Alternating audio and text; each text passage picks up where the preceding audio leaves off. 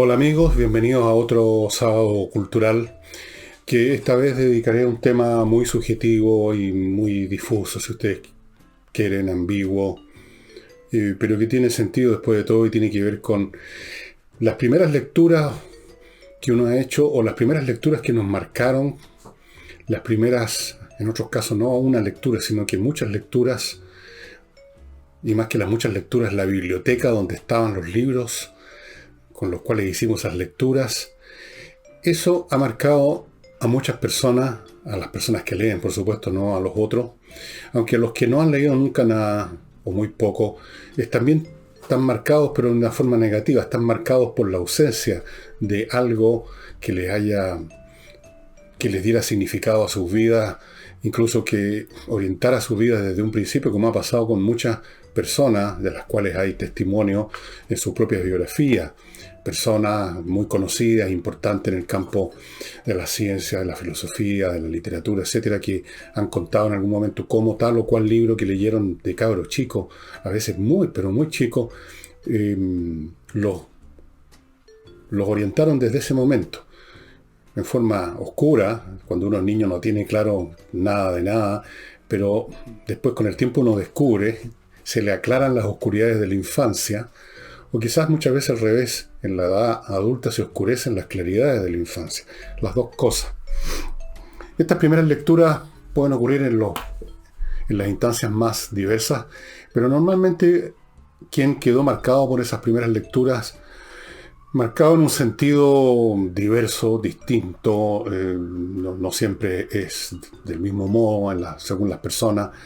eh, Siempre se acuerda uno, siempre se recuerda las circunstancias en que eso ocurrió. Eh, He leído de Borges, por ejemplo, el escritor Jorge Luis Borges, hablando en alguna de sus historias pequeñas o sus memorias pequeñas.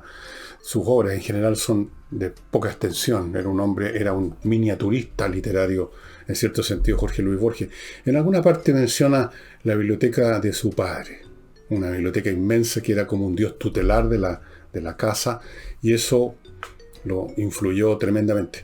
Estoy pensando en un filósofo inglés muy importante del siglo XIX, ya me voy a acordar de su nombre, que también fue muy marcado por la biblioteca de su padre y empezó a leer muy tempranamente y empezó a convertirse en lo que sería después.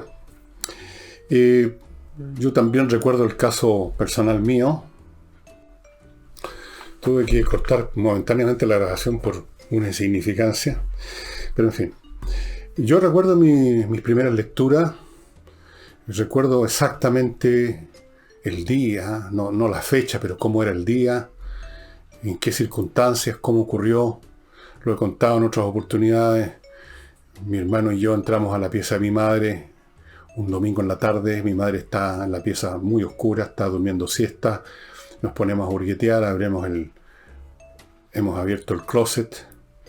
Y en la parte de abajo, donde en los closets se ponen los zapatos, hay un paquete que nos había llamado la atención. ¿Qué es lo que había en ese paquete? Un paquete grande, con un papel marrón, amarrado con una lienza. Lo abrimos y había un montón de libros. Estaba esperando su ocasión, mi madre, la ocasión que nosotros nos dedicáramos a hurguetear. Abrimos el paquete y ahí apareció un libro que todavía tengo aquí en mi biblioteca, El tigre de la Malasia de Emilio Salgari. ¿Qué edad tenía en esa época vuestro servidor? No tengo una precisión absoluta, pero debe haber sido alrededor de los 6 años, 5, 6, que a lo más tardar 7 años, calculando más o menos por eventos que vinieron después. Y con ese libro, El tigre de la Malasia, entré en el mundo de la piratería, en los ciclos de Emilio Salgari, y no paré hasta que llegué a los 18, 19 años, o 17, la oportunidad en que encontré el último libro de Salgari que no había leído, lo compré y lo leí. Me leí todo lo que escribió Salgari. Y ustedes dirán, ¿y qué importancia puede tener eso? Tuvo la importancia de convertirme en un lector me abrió la mente a mundos que yo no podía haber conocido siendo un niño que vivía en Chile. El mundo del Oriente, de Borneo, de la Malasia, del Imperio Británico, los barcos, la navegación, la piratería, y todas las historias, la enorme cantidad de historias de las obras de Salgari. Y posteriormente llegó a mis manos, ese es el segundo gran libro que recuerdo, una enciclopedia, la Enciclopedia Cumbre del año 58, que todavía está guardada por ahí, la tiene en mi hermano. Ahí, bueno, una enciclopedia es por definición el mundo en miniatura, por así decirlo. Una síntesis del infinito, si es que se puede existir eso. Es una contradicción en los términos, pero digámoslo de esa manera. Bueno, la Enciclopedia Cumbre, artículos de mil y una cosa. Y esas lecturas iniciales sembraron las semillas de lo que sería, yo diría, gran parte de mi vida posteriormente, que ha sido una vida llena de peripecias como la de todos, pero que tiene un hilo central que es la lectura y la escritura. Porque en algún momento de esos años de niño, cuando leía Salgari, decidí que yo quería ser escritor. Y empecé a escribir un libro que era en el fondo una copia, un pastiche de una novela de Salgari. Creo que avancé 3-4 hojas de un cuaderno Colón, no más que eso. Después pasaron los años, crecí, el colegio, la universidad. Por largos años, por largos periodos, olvidé esa, llamémosla, vocación. Olvidé que yo quería escribir. Pero estaba ahí latente y apenas se dio la oportunidad, apenas otros caminos se cerraron o revelaron ser caminos sin salida o que no iban a ninguna parte, volví a lo que yo era, a lo que yo quería ser, a lo que había sido convertido desde niño, para bien o para mal, y me convertí en escritor. Y en este momento da lo mismo si me valoran bien o mal, pero el hecho es que llevo algo así como 24 o 25 libros escritos y sigo escribiendo. Me convertí en escritor, da lo mismo el resultado favorable o no de eso, pero he ahí el fruto de mis primeras lecturas. Y como les digo, la historia mía probablemente es la de muchos de ustedes, en el sentido que un libro les abrió la mente a otras cosas. Entiendo que, hablando de este tema, o hablando de otro tema, Albert Einstein contó alguna vez que su interés por las ciencias físico-matemáticas se inició cuando leyó los elementos de Euclides, un geómetra griego muy antiguo. Estamos hablando de la antigüedad clásica. Otros han sido iluminados por toda clase de cosas. Hay siempre un evento iluminador. A veces es, como digo, un libro. Otras veces puede ser otra cosa. Por ejemplo, el gran historiador Edward Gibbon cuenta en sus memorias cómo, cuándo y en qué circunstancias se le ocurrió, se le inspiró escribir lo que sería su obra cumbre, que hasta el día de hoy es considerado un monumento de la historiografía y de la lengua inglesa, historia de la caída, de la decadencia y caída del Imperio Romano.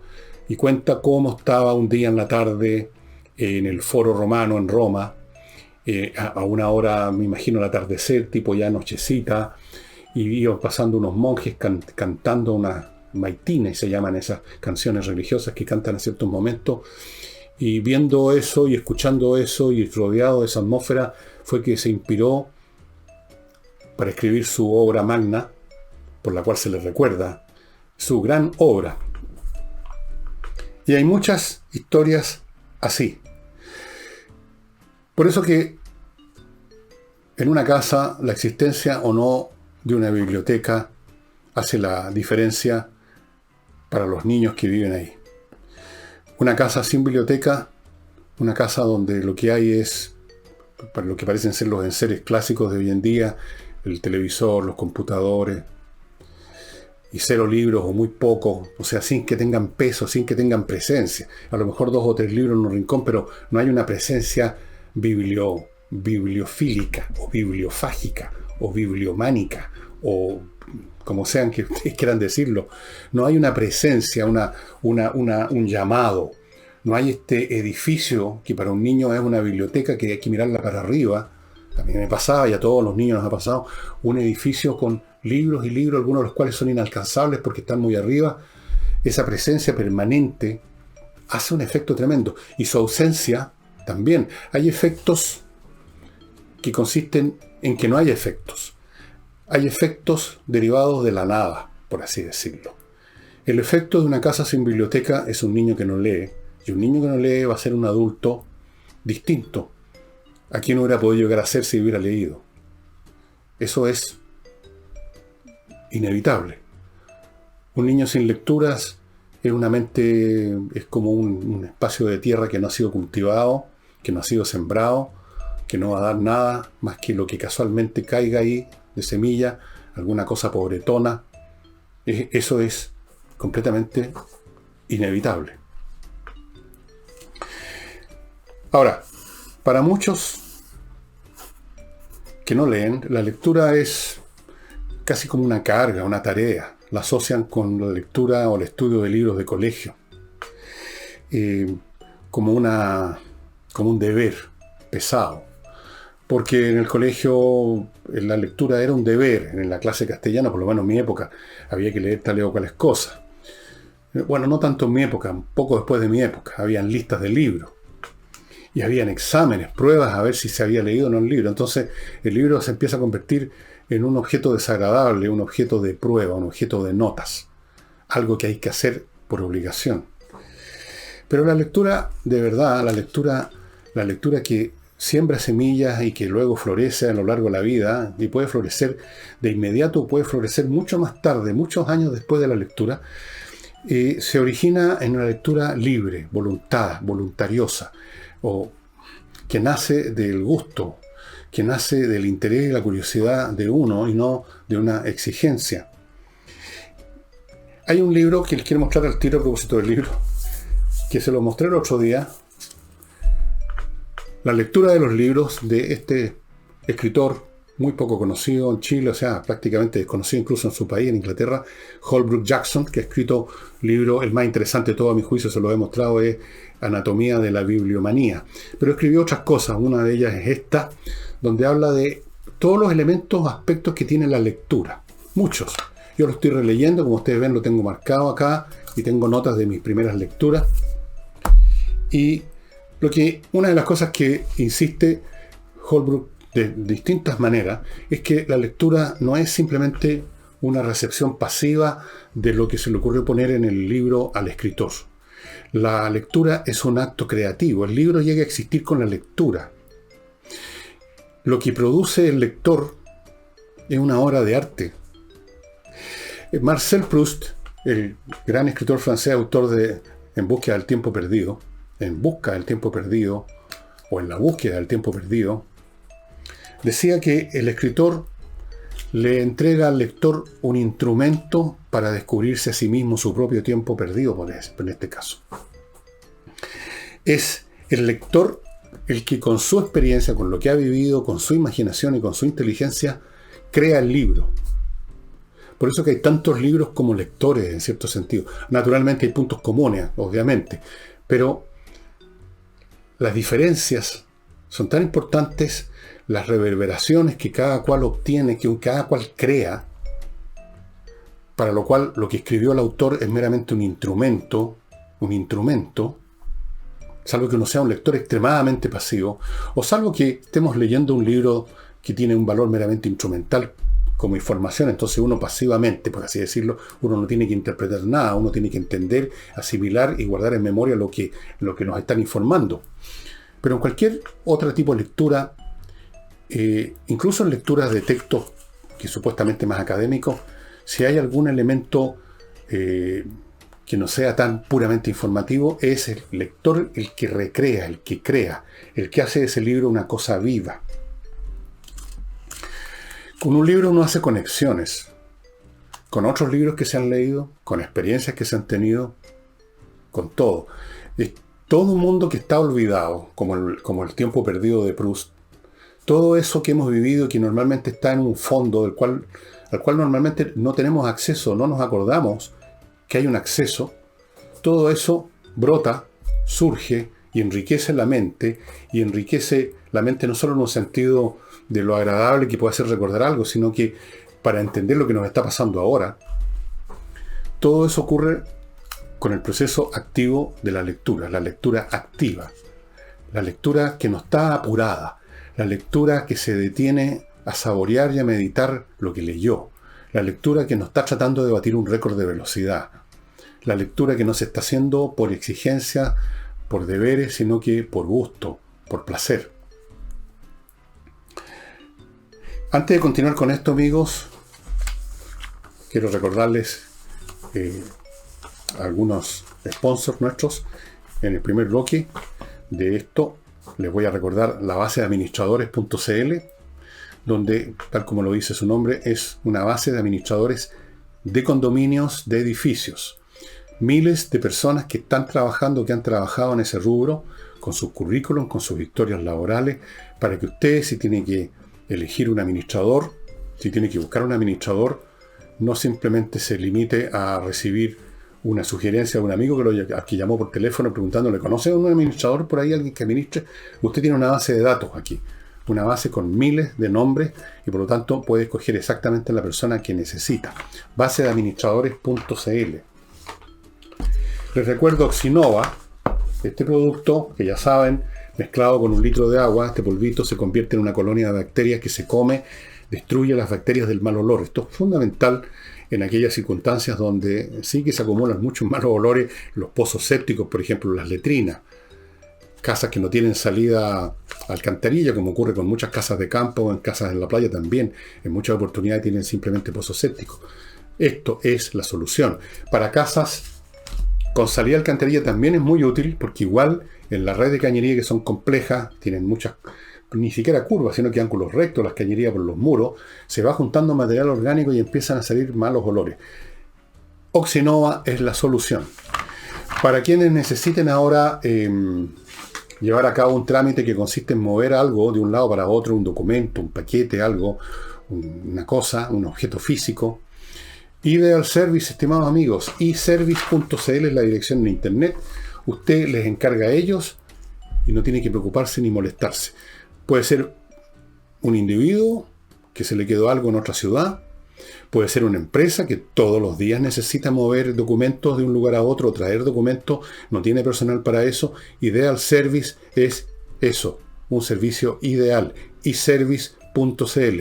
Miles ya de clientes muy satisfechos con esta empresa que hace estas diligencias que no podemos o no queremos hacer nosotros.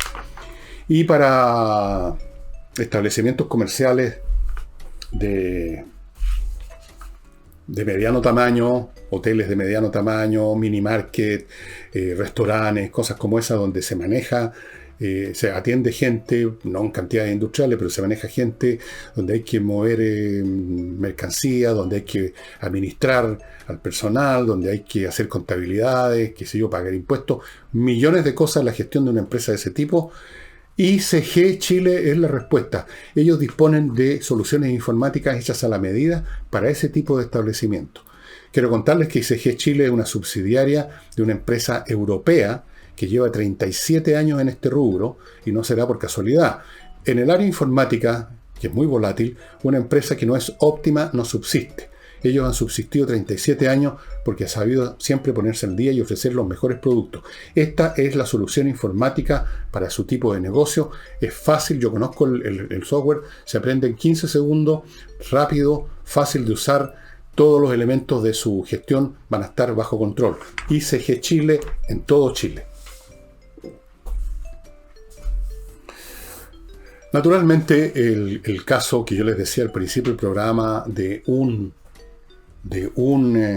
libro que cambia la vida o que orienta la vida desde el principio, desde cuando uno era niño, es un caso extremo, dramático.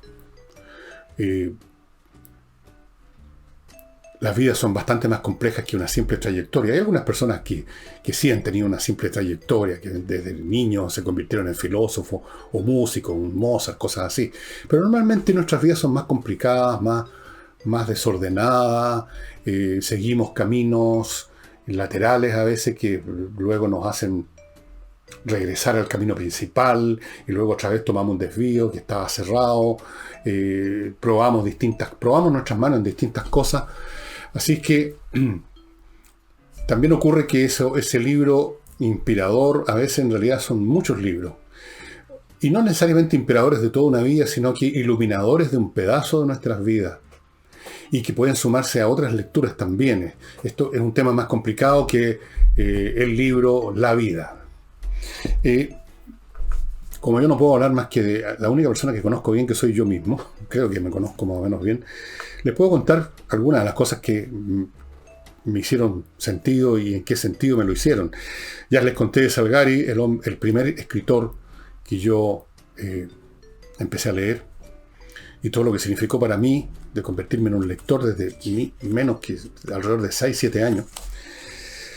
Después de eso, ya un poco mayor, conocí a un dramaturgo español, Enrique Jardiel Poncela, un hombre muy creativo que realmente revolucionó el teatro español, especialmente la comedia española en los años 30, 40, más o menos por esos años, 20, 30, 40, los años 30 principalmente. Un hombre que me enseñó a ver el mundo, o me despertó algo que quizás yo mismo ya tenía, quizás porque mi madre tenía mucho sentido del humor, ver las cosas en un ángulo distinto, ver la ridiculez, los absurdos de la vida. Yo creo que muchas cosas me despertó eso Enrique Jardiel Poncela, un tremendo escritor. Después, en algún momento, a los 14, 15 años, conocí a Aldous Huxley, un escritor inglés. Yo no sé qué hizo en mí Huxley, en qué sentido me iluminó algún fragmento de mi vida. No estoy seguro, pero sí sé que fue importante para mí en mi adolescencia. Por esos años conocí a un autor que yo les he mencionado muchas veces y que les voy a leer un trozo pequeñito de una de sus obras. Se los he mencionado muchas veces, que me cautivó de inmediato por la elegancia de su estilo, por la penetración y sutileza de su inteligencia, por su humor. Y ese personaje es Anatole France, un escritor francés que ganó el premio Nobel, creo que en 1921, por ahí. El mismo año en que se lo ganó Einstein. Creo que se conocieron personalmente los dos. Anatole France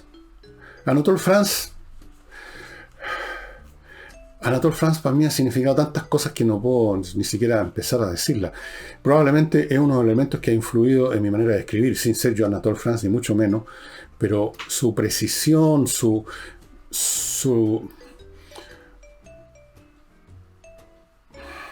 búsqueda de la perfección estilística. Yo no me atribuyo ninguna perfección estilística en absoluto. Lo que me atribuyo es la búsqueda, que es una cosa distinta, porque uno puede buscar y no encontrar. Probablemente yo no he encontrado ninguna perfección, pero el afán de buscarla me lo inspiró Anatole France. Anatole France tenía una frase que nunca he olvidado, le decía a los escritores: acaricia una frase hasta que sonría. Yo las acaricio y no me sonríen, a veces me ladran, se ríen de mí, pero lo intento. Luego tenemos a Edward Gibbon, el historiador que les mencioné, que se inspiró en el Foro Romano, que otro autor de gran inteligencia y también de un sentido del humor, de una ironía escondida, que me iluminó, no en términos de mi manera de ser, de funcionar o de pensar, sino que iluminó muchos aspectos de cómo funciona la raza humana. Porque en este inmenso fresco que él pintó, que es la decadencia y caída del Imperio Romano, imagínense ustedes la cantidad de eventos, de situaciones y de personajes que aparecen en las más distintas circunstancias. Es la humanidad entera, literalmente, que circula por ahí. Y Gibbon, con su penetración, los desnudaba con 2-3 toques, y ahí están, a la vista de uno. Algo así como un experto profesor de medicina, con 2-3 toques de su bisturí, abre un cuerpo y nos muestra dónde están las partes y piezas. Schopenhauer para mí ha sido importante como filósofo, porque su visión del mundo me parece, no sé si decir la palabra correcta, no sé si cabe decir que tal o cual visión del mundo es correcta, creo que no, pero me hace mucho sentido. Dicho sea de paso, Schopenhauer era también una persona que sabía escribir muy bien, eso es muy importante para mí. Y Schopenhauer hasta el día de hoy es lo que yo he llamado algunas veces mi filósofo de cabecera. Una y otra vez vuelvo a leer algunas cosas de él, y uno de estos días voy a releer su libro principal, El mundo como voluntad y representación. Alrededor de los 11 años, aquí lo puse más adelante, pero en realidad me impactó antes, cuando era niño todavía, o 12 quizás tendría cuando mucho, no había llegado a la pubertad, llegó a mis manos un libro que tenía mi madre en su biblioteca, La rebelión de Atlas, de Ayn Rand, y me hizo enorme sentido hasta el día de hoy. Por largos momentos yo me olvidé de Ayn Rand. Imagínense, lo leí a los 12 años y tengo 73. Largos lapsos que no me acordaba que existía una escritora llamada Ayn Rand. Pero después descubro de que muchos de mis conceptos acerca de lo que vale o no vale en la vida, de lo que corresponde hacer o no hacer, de cómo evaluar, de cómo calibrar a los demás y a sí mismo, derivan de Rand, que por supuesto a su vez deriva de otro filósofo. Y nunca he olvidado la parte central del libro, La rebelión de Atlas, cuando el personaje misterioso John Galt hace su discurso al mundo por radio.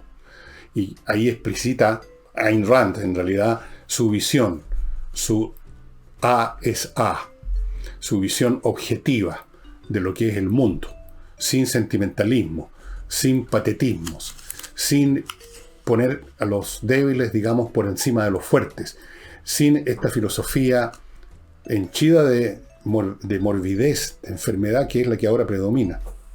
Ayn Rand fue muy importante para mí.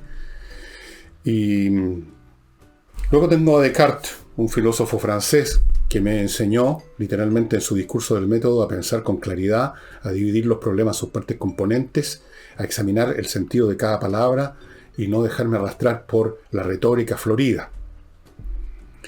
Y luego tengo a Darwin, que me hizo darme cuenta que todos los procesos de este mundo, no solo los procesos de las especies biológicas que él estudió en su estudio, en la evolución de las especies, no solo eso es histórico, sino que todo es historia, todo es proceso y por lo tanto todo es algo cambiante. Todo cambia, todo fluye, todo se mueve, todo se transforma por su propio dinamismo interno. No hay nada fijo, ni siquiera los movimientos, los astros, nada fijo, nada determinado para siempre, igual como un mecanismo de relojería. Todo es histórico. Eso uno lo entiende muy bien leyendo la evolución de las especies. Y bueno, y podría nombrarles otros escritores que me hicieron sentido por su valor literario. Y cuando uno agarra a todos estos escritores y trata de sacar un tema común de ellos, supongo que el deseo, mi deseo, iluminado, instigado, promovido, incitado, de una manera o de otra, por este lado o por el acá, por una razón o por otra, mi deseo que siempre he tenido de ser claro, de la claridad, de ver las cosas con claridad, de no dejarme engañar por las pasiones, por los instintos.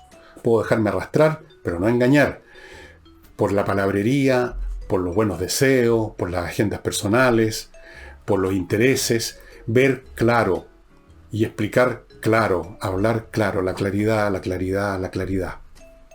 Y resulta que todos estos autores son claros. Incluso Poncela, un dramaturgo de comedia, claro en su visión de cómo funcionan las personas, y eso le permitió ser un humorista. Si uno no entiende los resortes, los mecanismos del ser humano, no se puede ser humorista.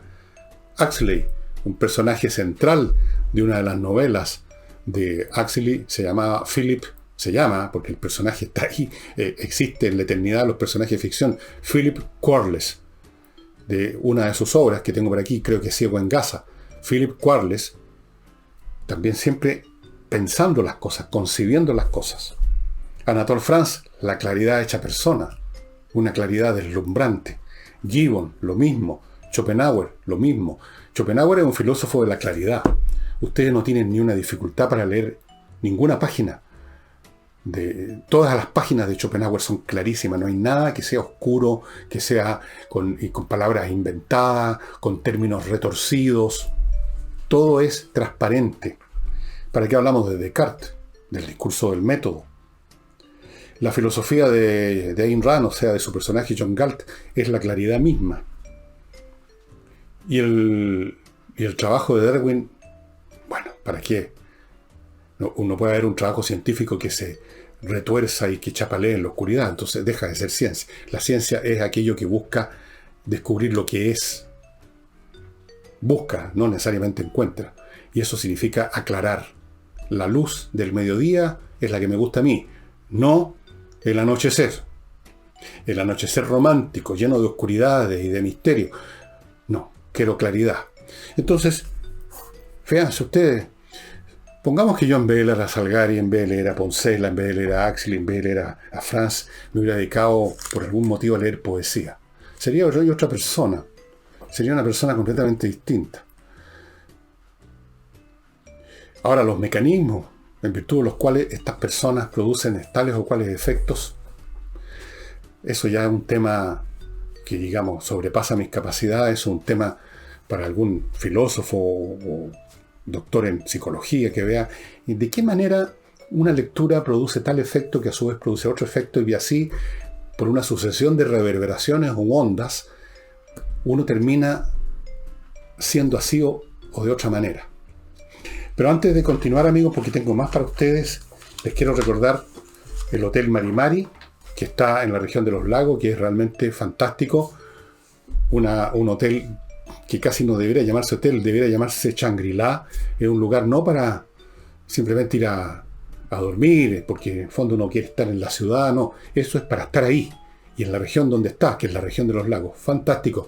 Les sugiero que vean en la dirección de ellos, que es hotelmarimari.com, los detalles de este hotel extraordinario, que es realmente ideal para retirarse, para descansar, para relajarse. Les recuerdo, inviertanusa.cl para los que quieren hacer inversiones en ese país. Inviertanusa.cl es un sitio en la web, una empresa chilena norteamericana que le facilita todo. Usted tiene que poner la plata a la inversión.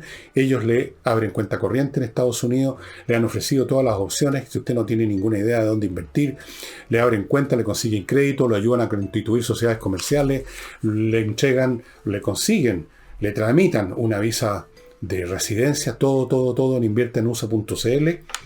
No olviden Mi Climo, la mejor climatización de Chile, premiada 2 veces ya, premios internacionales. Higiena Online. ¿Alguna vez usted aprendió música o estaba aprendiendo y se le olvidó, dejó el asunto? Los cabros chicos son medio jodidos con esto. Normalmente empiezan a aprender una cosa y después la dejan botar. Bueno, usted puede recuperar eso en Producciones Higiena o Higiena Producciones. Higiena Online es una academia de música que enseña guitarra, contrabajo, batería, saxofón, flauta, voz, online. Estupendo resultado, ideal para los chicos, ideal para los adultos también. Aprender música es muy bonito, es una de las grandes maravillas de la vida, una de la maravilla de la vida. Sin música no valdría la pena vivir, decía Nietzsche, tenía toda la razón. Y continúo con el ajedrez, amigos, espacioajedrez.com. Ya empezó abril, es el momento de matricularse, porque ya los cursos se están llenando, los cupos. Yo no sé cuántos cupos quedan hoy en este momento mientras grabo, pero probablemente cuando usted vea este programa ya van a haber menos. Entre espacioajedrez.com y vea qué cupos caben en algunos de los distintos cursos que están programados, diseñados para distintas edades y para distintos niveles de conocimiento del juego. Se va a entretener mucho. Los cursos duran 4 meses, una vez a la semana, 20 lucas mensuales, en vivo y en directo vía Zoom. Lo va a pasar bien y va a estar manteniendo su mente, y los niños la van a estar formando. Y la academia de budismo no de budismo, pero tiene que ver con el budismo, de escuela de yoga. Tiene mucho que ver con el budismo, ¿eh? Bueno, algún día voy a hablar del budismo, lo poco que sé. La escuela de yoga más antigua de Chile se llama Yogachala y fue fundada y es administrada y es manejada por el señor Gustavo Ponce, que estuvo 50 años en la India aprendiendo las técnicas del yoga. Ahora bastante mayor que eso, tiene mi edad, un poco más. Ha formado a sus profesores de acuerdo a esas técnicas y es la escuela más digamos, de esta materia. Está en pasos del metro Tobalaba y el Golf, o sea, un lugar muy adecuado, muy fácil de llegar. Clases de 7 de la mañana a 9 de la noche. Las Los beneficios del yoga, ¿para qué le digo? Usted los conoce, y si no los conoce, vaya a Google y véalo. Hay cosas en los autores, además, que nos pueden influir o que nos pueden afectar, no solo por la totalidad de su obra, sino que un pedacito, una cosa que uno leyó en un momento dado, y que le llamó la atención quizás, pero no le tomó todo el peso del mundo. Y hay muchas cosas que uno las entiende bien ya más avanzado en años, porque ya tiene más experiencia en la vida, y lo que en un momento dado de niño o de joven se entendió intelectualmente, se llega a entender también con todo el espíritu, con toda la experiencia, con todo el saber que uno ha acumulado en los años. Yo quiero ponerles un ejemplo.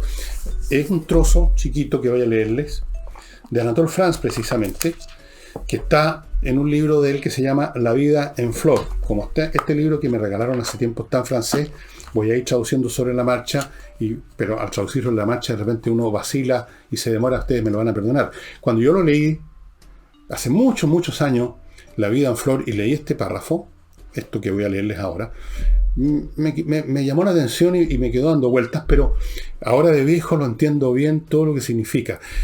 Aquí Anatole France, que es el que, porque La vida en flor en el fondo es su biografía, pero con otro nombre, se supone que se llama Pedro Nozier, pero es Anatole France, cuenta de un personaje adulto, creo que era un tío de él, un personaje muy culto, un caballero muy agradable, era un referente de Anatole France, y que un día le dijo lo siguiente. Cuando Anatole France le dice que él quería ser escritor, Anatole France, este caballero le dice lo siguiente.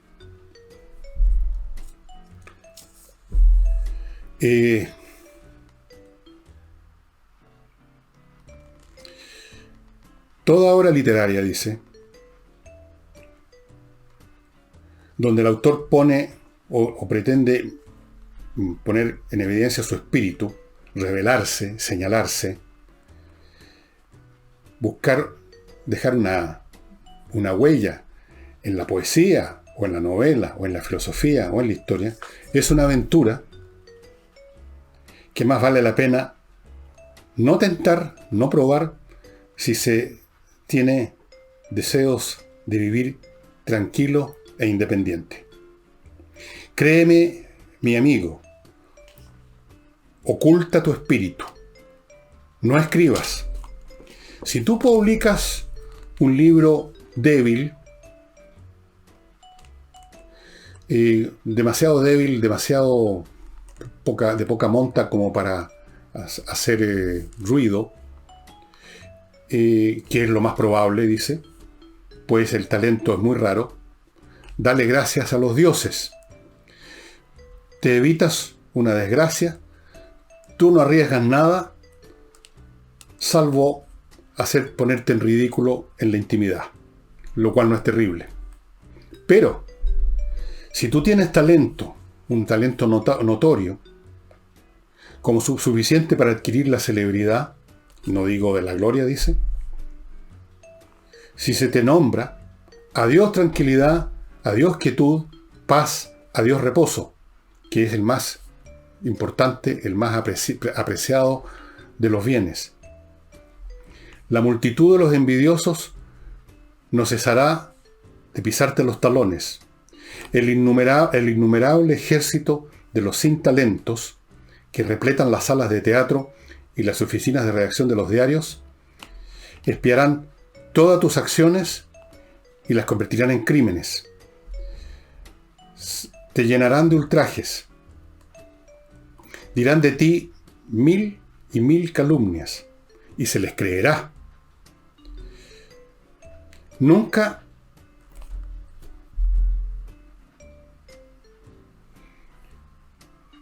se cree la verdad. Es difícil que se crea la verdad, pero se crea siempre la calumnia, que es más bella. Los periodistas encargados de informar, dar su opinión, dirán que tú has violado a tu madre y asesinado a tu padre. Dirán que no tienes talento. Tus libros te harán de algunos amigos, sin duda, pero estarán lejos de ti, aparte y callados. No harán nada, no dirán nada. Por lo tanto, vas a experimentar grandes dolores. Preferirán tus libros más mediocres. Y cuando hayas escrito cosas verdaderamente profundas, que sobrepasan el entendimiento del común de los lectores, no te seguirán. Y los celosos estarán siempre prestos para acabarte. No escribas. Bueno, yo debía haber leído esto y haberlo entendido cuando estaba empezando a escribir.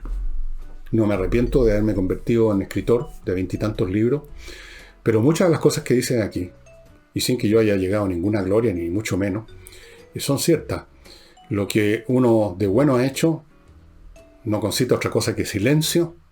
Si uno se llega a tropezar un poco, ahí emergen las críticas, emerge el ninguneo, los celos, las envidias, las rabias, etc. Sobre ese tema de los críticos, dicho sea de paso, acabo de leer, pero no les voy a releer lo que leí, este personaje que examina la tremenda malicia que hay en general en el acto de criticar lo que hacen los demás.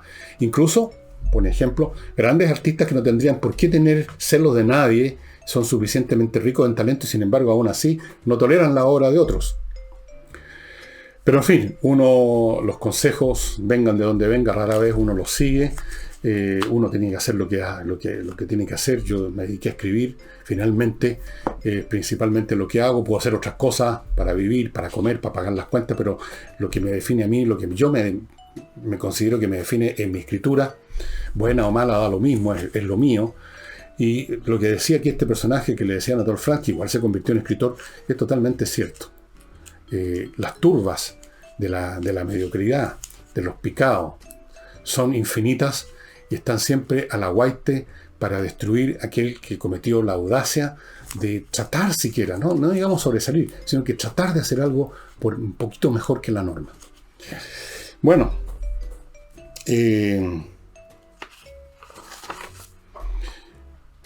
muchas cosas ahora que tengo 70 y tantos años me están haciendo mucho más sentido porque ya he vivido y ya puedo decir, sí, señor Dubois, se llamaba este personaje. Sí, señor Dubois, tenía usted toda la razón, pero ya es tarde.